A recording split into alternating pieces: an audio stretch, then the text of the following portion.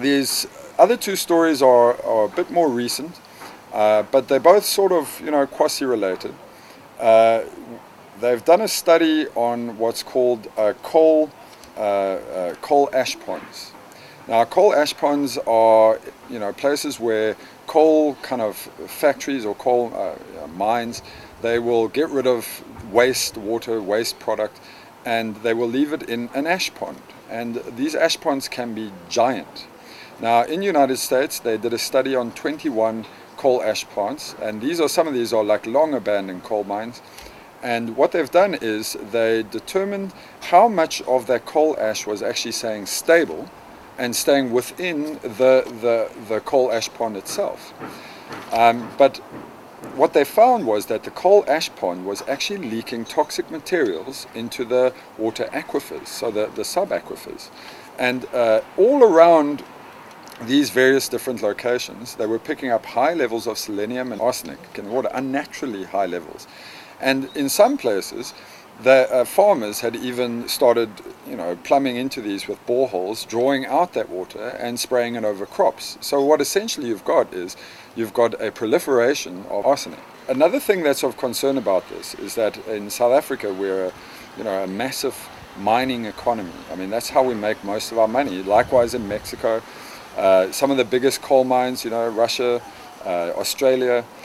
United States is always kind of like the canary in the cage kind of thing, because they actually take the time to go and do the research, go and do the studies.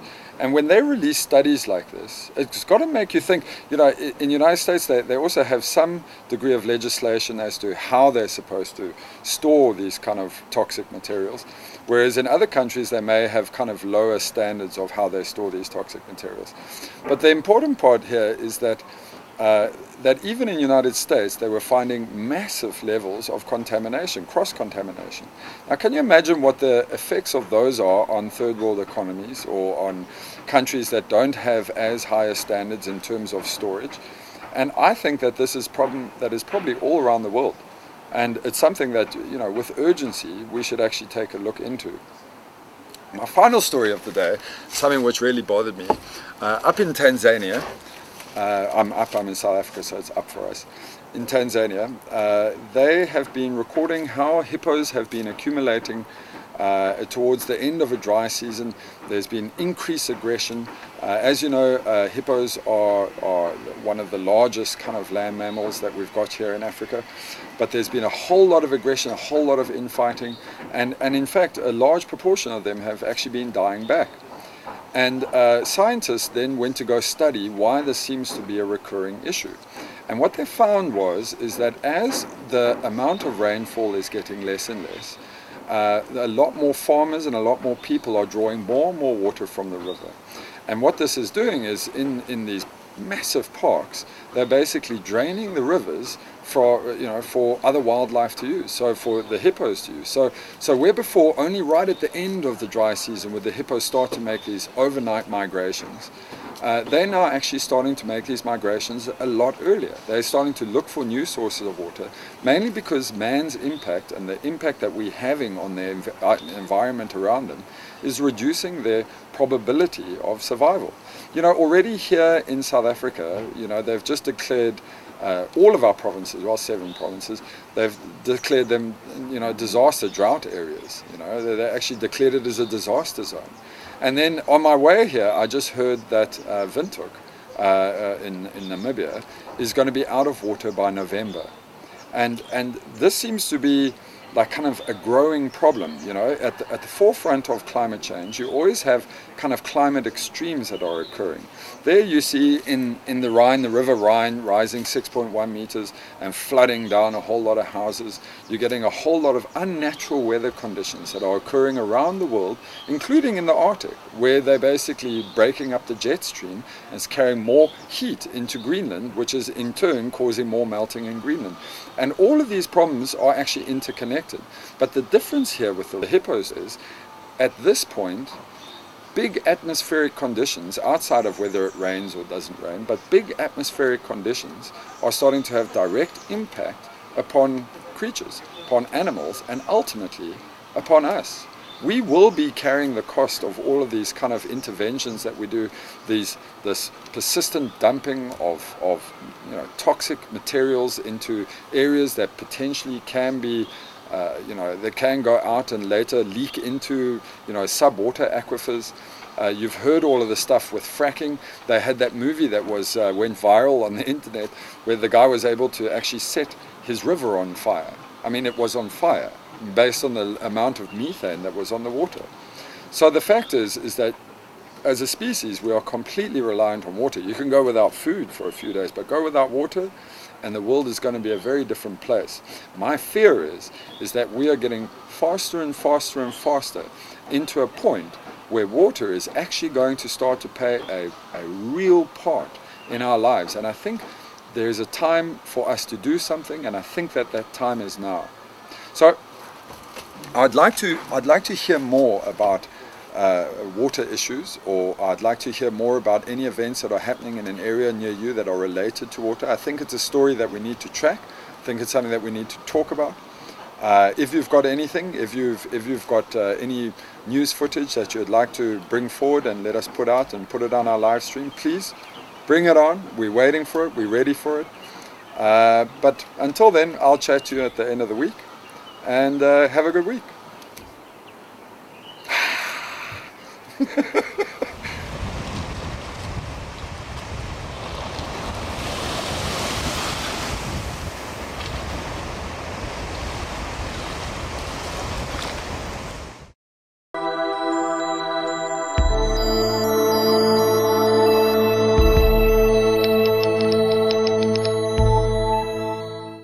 Hello and welcome to the Environmental News Network.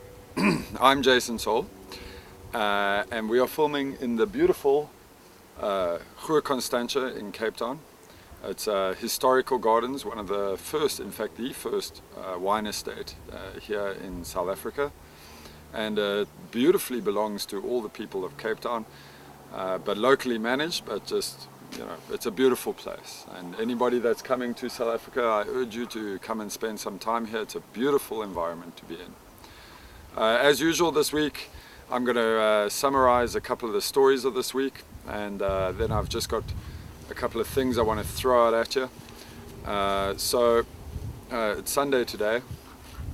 The big stories of this week was basically based on the renewable energy systems. A professor in Harvard developed what they're calling a bionic leaf, which turns sunlight into a liquid fuel. This has been done quite a few times. Sorry, the dog is just galloping around, so no issues about the dog. But this has been done a few times, but never with this degree of success.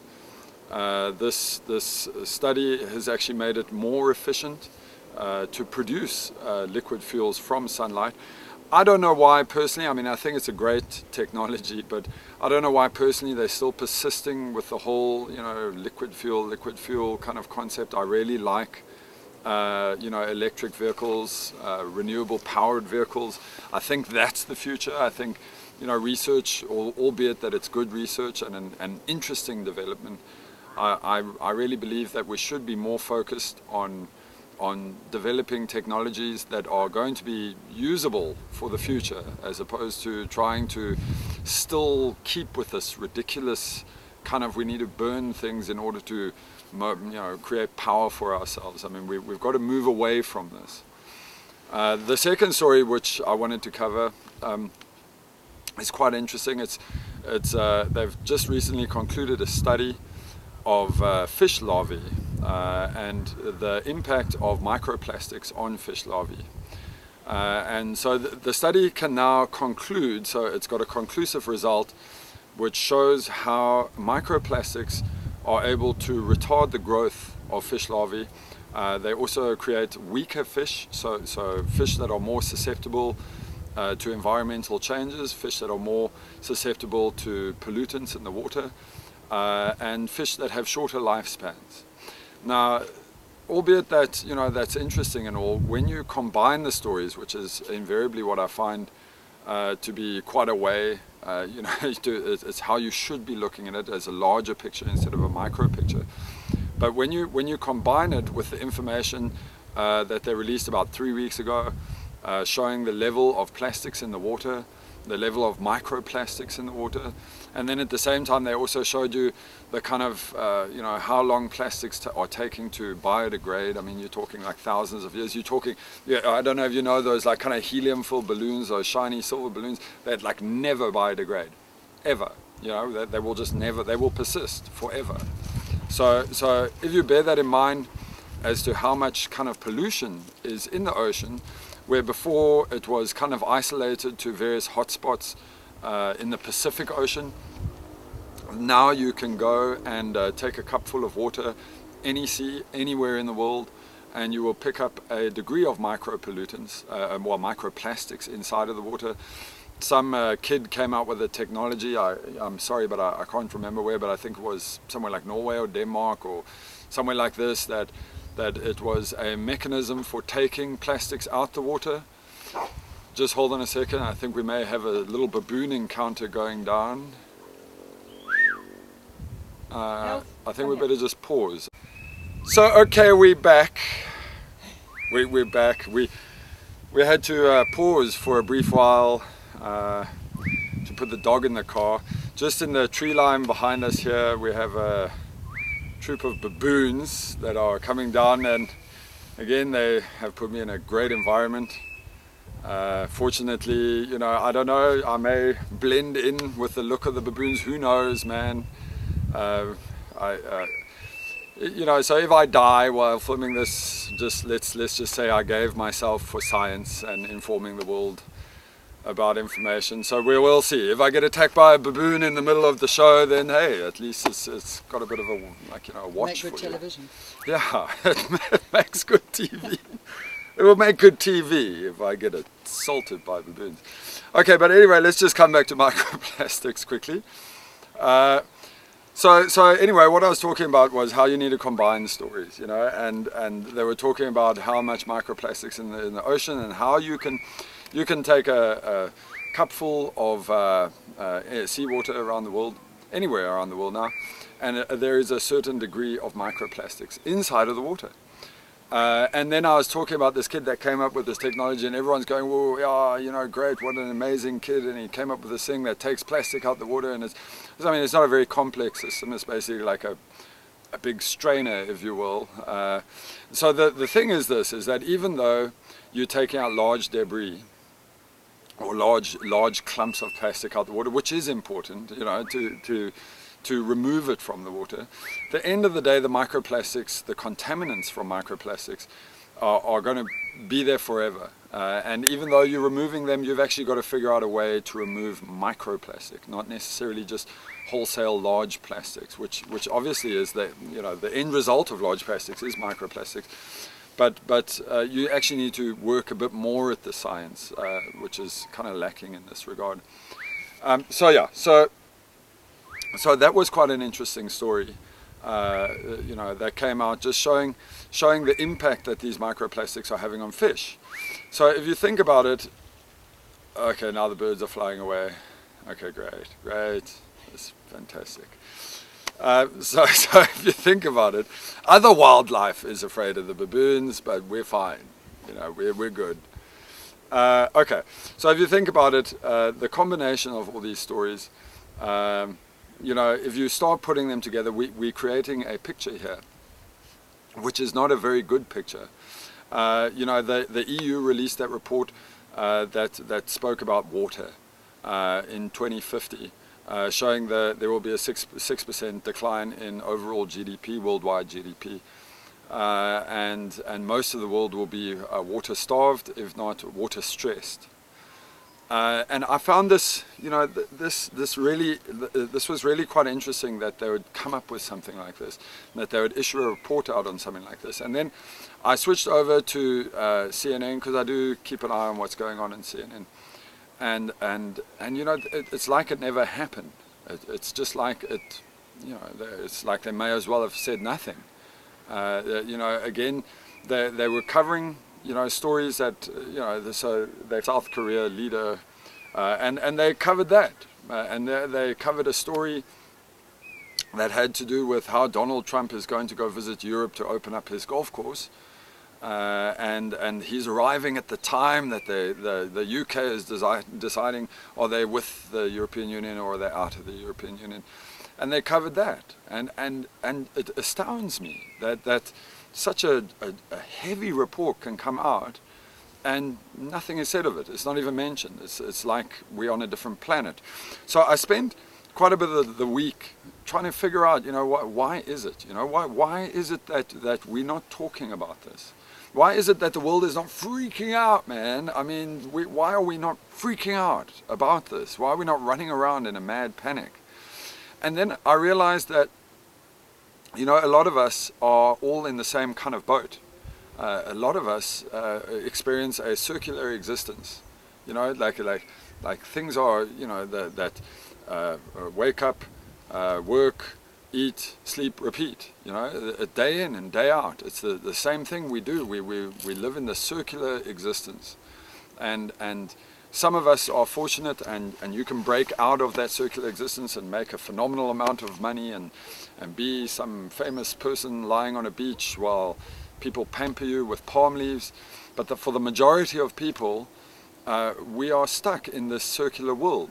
And in a way, we're bored with this. In a way, we've become so bored with the circular existence that we seek out drama in our lives that we can make important to ourselves.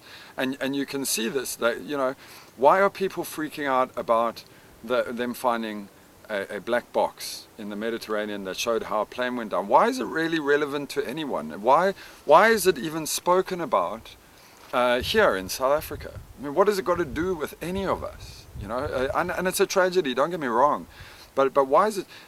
We seek it out and we talk about it because we're trying to add some color to an otherwise circular existence. We're trying to add some kind of meaning to an otherwise fairly dull, repetitive pattern of Monday to Friday we either work or you don't work, but Monday to Friday you work, and then Saturday you either drink too much, you exercise too much, or you go to church or whatever your thing is, and you do this 52 weeks a year for the rest of your life. And what scares a lot of people is that you get to a certain age where you'll go to a restaurant for argument's sake, or you will go to you'll go to the beach and you'll see old people, and like really old people. They're grey hair, and the lady is either walking, carrying the guy, because ladies always seem to live longer than us guys, and that's in line for all of us. All of us are going to be those people that our entire life, our entire existence amounted to that. We will live our lives and end our lives, and nobody will know. Nobody will know. We'll never make a significant difference upon anything in the world.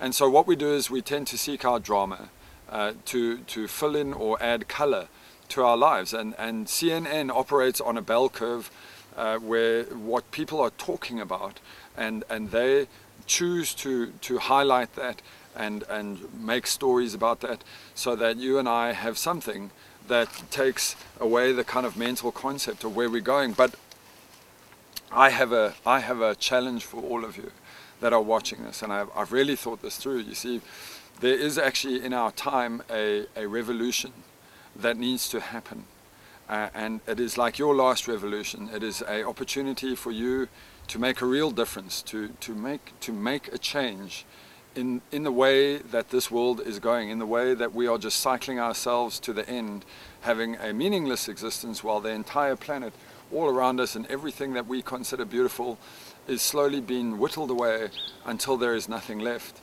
There is news that is released this week that spoke about a 2030 date. This is 14 years away. 14 years away, in which the level of heat and the level of pollutants and the level of kind of topsoil losses that are getting into the ocean are lowering the kind of the ability of phytoplankton to absorb kind of CO2 and release oxygen. As you know, that phytoplankton, in fact the ocean, makes a large proportion of our oxygen. It was estimated to be around 60%, 65% of our oxygen. And the way that we are kind of the things that we are doing to reverse this are not fast enough. They're just not enough. And nobody is really talking about it except for us here on ENN, the Mother Channel, and a bunch of scientists that are actually researching it. And there's a lot that we can actually do.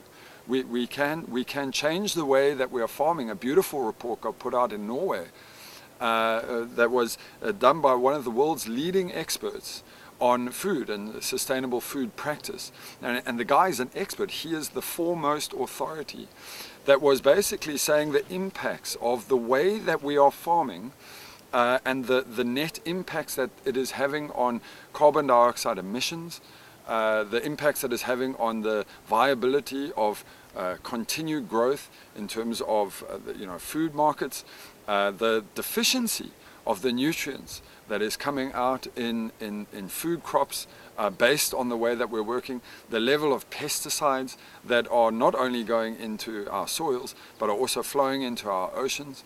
And he talks about a concept which I really like. It's an ecological shift. He called it agroecology. That was his word, actually. So agroecology, he's talking about converting the kind of farming into a more agroecological basis, based upon sustainability, based upon concepts like that are coming out of various different fields. The organic farming, permaculture. And these are lessons that have already been well documented, well studied. It's basic concepts: keeping soil covered, allowing nutrients in the soil to be retained to the soil. Another story that came out this week that is very important, but also it shows you how they're starting to come together. It was based around the extinction rate of river kind of life when you're building hydropower. Or damming any water for that matter.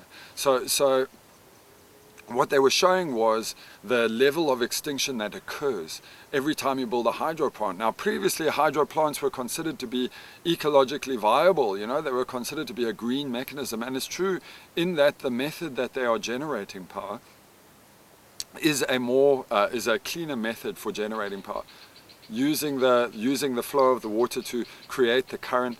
But what happens is, because they're building these monster-ass dams, and it's a persistent concept of dammed water, released water, pumped water, dammed water, released water. It's on and on. It's a cycle that goes. It wipes out everything inside of the water system below it, because there's no longer any nutrients inside the water. The sediment builds up, is sitting behind the dam. The kind of free movement of kind of foodstuffs and migration of fish life is completely stunted, and it's the concepts that are starting to emerge and how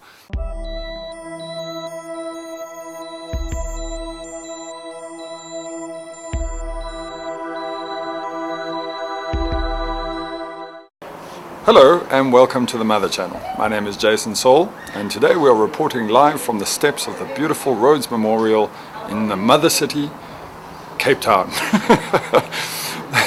The Mother Channel is the channel that brings you news, live interviews, and current events that are happening around the world in terms of the environment, climate change, and various other topics that are related to sustainability.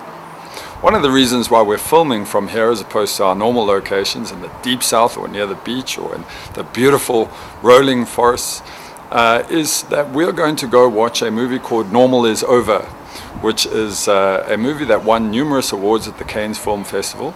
It's a strikingly good story and well done, well put together, and I urge you, if you have an opportunity, to go check it out, see what you think for yourself, and maybe post some reviews about what you think about it below. We will of course add a link below me over here that will tell you a bit about it and give you a little taster of what it's like. The first story, and probably one of the most important stories, is related to the sea levels and the rising of the sea, which has for a long period of time been used by global warming skeptics as an indicator of whether or not global warming is actually happening or not. Now, one of the problems being is they've started recording accurately from space, in this case, sea level rise since 1991.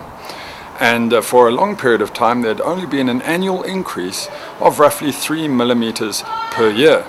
And for most of this period, global warming skeptics have used this to their advantage to state that global warming is simply not happening. Take a look at the sea levels.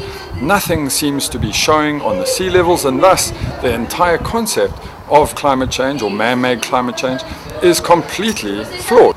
Further analysis of this information has picked up that in 1991, since the records started, there was a massive volcanic explosion. In fact, one of the largest recorded since 1991, and the output of that volcanic ash actually caused a global sea level decrease.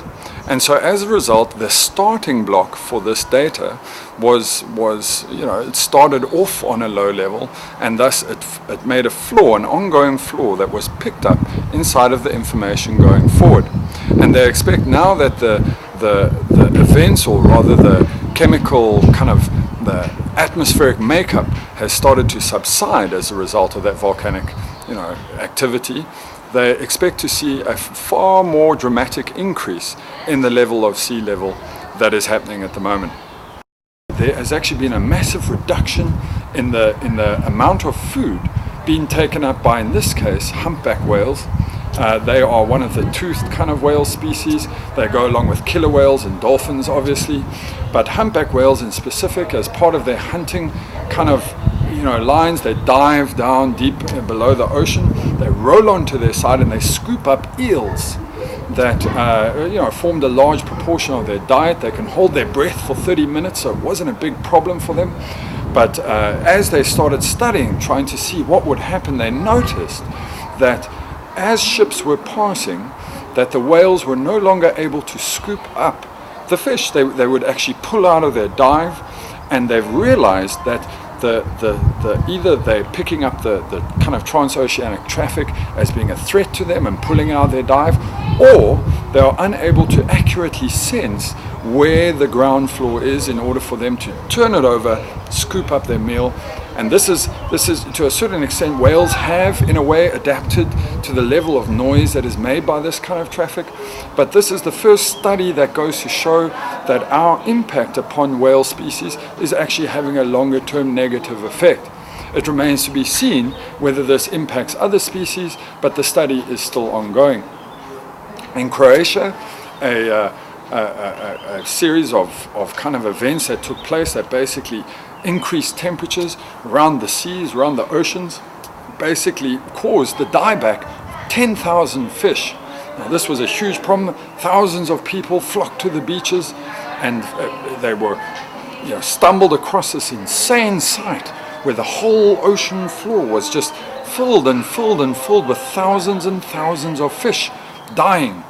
And this was a big problem. Obviously, it was a big smell. The authorities basically stepped in. They stopped people from picking up the fish. Obviously, they're poisonous because they've been sitting out in the sun. As it turns out, the water is too hot, and this hotness has basically caused massive oxygen drops inside of the water, which brought about the demise of fish. And the fish were basically trying to escape these zones of low oxygen, and this is what caused the event. Now, although they say it is a semi-natural event, it has never been recorded on this volume before. They've never seen the number of fish species like this before. Very similar event happened just later this week, but this time in Tanzania. And I think what you're actually starting to see is the impact of greater temperatures on the surface of various lakes, closed bodies, and obviously the ocean, and it's starting to play its role. Fourth story, I brought this up. This was in relation to a release that we did. We were talking about microplastics, but at the same time, we also had a discussion about renewable energy. And I went on and on about how China was playing a big role towards, they had an ambition, the termite mind, that basically once it focuses on getting rid of climate change or getting rid of their emissions, that everything kind of just focuses on that and they start acting upon it. Of interest, China, just almost 2 days after I issued that report, issued their statement basically saying that they intend to have 1/5, 20% of their entire energy requirements completely off-grid by 2030. Now this is a big undertaking. They intend to do it by wind. At the moment, just to show you the kind of extent that they're doing, at the moment China is powered 147 megawatts of their supply from wind. Combined, that is larger and more power than what they're doing in the entire area of Europe, entire area of the United States in terms of wind power. China has also gone ahead and said that this is just the beginning. They're going to try and do more, but adding photovoltaics in their case. And it just goes to show you that when you have a concerted mind driven on the point, getting rid of these harmful emissions caused by coal-fired power stations, nuclear power stations, that you can actually do it, that it is achievable. And not only is it achievable, it's achievable by large economies. We also have to weigh this up with the fact, though, that China basically produces roughly 70% of the world's global emissions in terms of carbon and CO2 emissions and methane, and they cause a lot of damage, but it's a really good step on their behalf, something that they've taken forward, and something that we're really impressed about here on the Mother Channel. Our final story is in relation to an event that came out in the United States, and I find this quite ironic because we did cover microplastics and other chemical pollutants that were entering the waterways. Well, in the United States, a new study that's been done has found that there's a kind of toxin, or rather a chemical called PFAS. You can go Google it. As I said, I'll add the link below us. And what it is industrial chemicals that are used in the washing process, also in the manufacture of various bags, manufacturing of different kind of industrial components, often used as a fire kind of retardant in terms of airports and military bases, etc. And they found that roughly 6 million American people are affected by this phenomenon of increased toxins inside of the water, increased chemicals inside of the water, and it's having a long-term negative effect. It can cause obesity, cause cancer, and obviously have various other genetic effects that can impact upon the populace. And this just goes hand in hand with that kind of story that we did about microplastics, where we're talking about how we don't really take care of our groundwater, how we don't take care of our waterways, and how the runoff of chemicals is starting to have an impact on people. And here you have a prime example, a study done by MIT in relation to the amount of kind of toxins and chemicals inside the water is now not only detectable, but they believe that the effects may be wider spread, meaning that it's, in this case, it goes across 33 states, but they believe it may be wider spread than that. They believe it may be impacting more people, and that the events or the effects of it are yet to be seen, but it is unacceptably high, and there's very, very little that they can actually do about it. This is water that is done, goes back into the kind of estuaries, goes back into the underground aquifers, and is drawn up for use by the municipalities or the councils in order to provide drinking water. And there's nothing you can do in terms of neutralizing the chemicals in it, and thus it brings about a massive problem in terms of drinking supply. Now, you'll probably find, in my opinion, that since it's having a direct impact upon people, that you might find that the municipalities or the councils or the government, they act a lot faster. But I bear with me a little on this, I just find it a little funny that they act upon it when it has a direct impact, that they are able to notice, able to see, they're able to kind of respond to it, but nobody is talking about the other kind of areas that are surrounding it that are obviously awash with chemicals, generally flooding out into the oceans, into large lake bodies, and nobody's really accounting for that, mainly because it's not part of the drinking supply.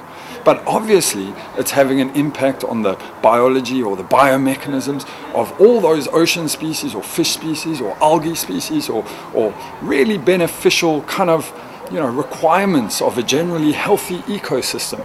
So I think that this is a story that you're starting to see like a little front tip of, and I expect that this is going to go a hell of a lot further very, very soon. Now, we're wrapping this up because we're going to go out and watch that movie. I hope you've enjoyed my update. It's been a little bit chaotic because we're kind of in a public place and a whole lot of people walking up and down, so expect a few jump cuts here and there. As usual, if you've got any good stories that are happening in an area around you, take a clip, send it in, we'll screen it up. And I would like to thank you for joining me on this beautiful day, well, overcast day for us, but a beautiful day, and enjoy the rest of your day. Thank you.